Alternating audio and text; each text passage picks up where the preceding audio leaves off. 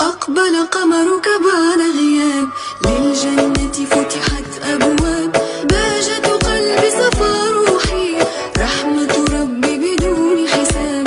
مرحب مرحب يا رمضان، بقدومك تحلو الأيام، ويطيب لنا فيه القرب بوصل الأهل والأحباب.